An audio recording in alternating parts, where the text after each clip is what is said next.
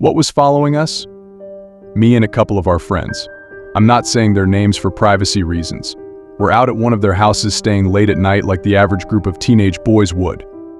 We got bored of playing games and decided to wonder which was our first mistake. We walked along the abandoned, broken-down paths behind the fence of my friend's house. We made it to the end of the path when it was blocked off by a large fence that said, "Do not trespass." It did not say that because the fence at my friend's had a gate. But on our way back, I felt the urge to be on high alert and protect my friends that aren't as strong or capable. So, I stayed near them, not lingering off as I did the way up the path. We made it safely back, but I couldn't help to feel like something was watching us through one of the abandoned houses or bushes. When we got back, I told them I didn't feel safe even with the fence there. They said I was just being paranoid. We stayed on the trampoline messing with the cars passing by and people walking until we heard something around 100 meters along the path. A scream not like something I have ever heard before. It was like the bellowing of an elk and a hissing of an alligator, and we got down on the trampoline laying down whispering to each other. What was that? I want to go inside. No, we can't. If we move, whatever is there will hear us. After this banter, we decided to jump. After about 15 minutes, me being the taller one, I saw on the path first. I couldn't tell what it was. It was a pale figure on all fours that locked eye contact with me. I quickly laid back down, told the others. But still thinking I was paranoid, they told me to jump. While they did to give them a boost, they both saw it, and from their description, it got closer every single time we saw it. We finally got the courage to look and saw nothing. We took that chance to run to the door and go inside. The next morning, one friend went home and me and the friend that were staying the night it went out on the path and saw scratches on the path that weren't there the last night that had our initials. I came over there a week later and we were walking until I saw a pale figure at least 7 feet tall in one of the abandoned house's windows. We ran as fast as we could, and to this day we could never explain what happened. Wisconsin Feldgeister. In the summer of 2020, I worked in Plainfield, a crop dusting operation. It was the most middle of nowhere place I had ever been to. I mixed pesticides in a vat and then loaded it into the airplanes. We would work long hours and I usually got off at night when it was too dark for the planes to fly. I would often have other busy work to finish after all 3 aircraft were taken care of. One night in late July, it was around 10 p.m. and I had to fill up a jerry can with kerosene. The fuel was inside a shed that was on the property's edge, and behind it was a huge cornfield.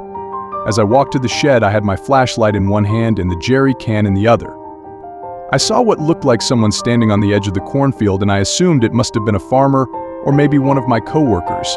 So I shined my light on them, and what I saw was an 8 gray shadow figure. It looked like it was made of smoke. I said something like, "Hey, what's up? Keep in mind, this is the last thing I have to do before my 12-hour shift was over, and at this point I just want to go to bed." So I really didn't give a fuck. After I called out to it, it turned around and just looked at me for a second, then turned back to the corn. Now that I think back on it, I think it was squatting and then stood up when I shined my light on it. Kind of felt like a fever dream. It's strange because I wasn't scared at the moment of this encounter. I continued to walk to the shed and refilled the jerry can. It wasn't until I lied down in bed that the reality of what happened struck me. I looked up Wisconsin corn spirit, the only words I could describe it with, and after doing some research, I think I encountered a Feldgeister. The wiki info states that a Feldgeister is a corn demon of German folklore. They are said to appear when corn is at its highest, which it was at the time of my encounter, and are supposed to protect the crop for whatever reason. If you want a full video on Feldgeister, let me know in the comments. I also want to state that Wisconsin does have a large Polish and German population and replicates the same environmental conditions as well, which only supports my suspicion of why I encounter it at this very place and time. I know it sounds ridiculous, it's hard to even explain it to myself, but I believe I encounter something paranormal. Maybe I was just working around the chemicals for too long? Sleep talking. I forever heard from my family that my younger cousin's sister has a sleep talking habit. I thought they were kidding about it just to tease her. That's until I experienced her doing so myself. We were in our native, me and my 3 cousins, US 4 sisters, planned to do a sleepover at one of their bungalow. We all are sacred of the dark and the silence of the countryside. It's dumb that if ever we were to get attacked, we all would give in and die. Like the first one to die in a horror movie anyways, so since all 4 of us wanted to sleep in the same room, the living room was big enough to accommodate 4 cots. The sleeping arrangement was like the second oldest near the main door, then me, then the oldest one, and the youngest near the wall. Now there is a staircase right in front of where the youngest sister was sleeping. It was pretty late, around midnight. We tend to sleep early when, in our native, I was up reading a novel and rest everyone was asleep. I was facing the door. The oldest sister suddenly taps on my shoulder twice and holds my arm. I get startled and look at her, asking what's wrong, but she was asleep.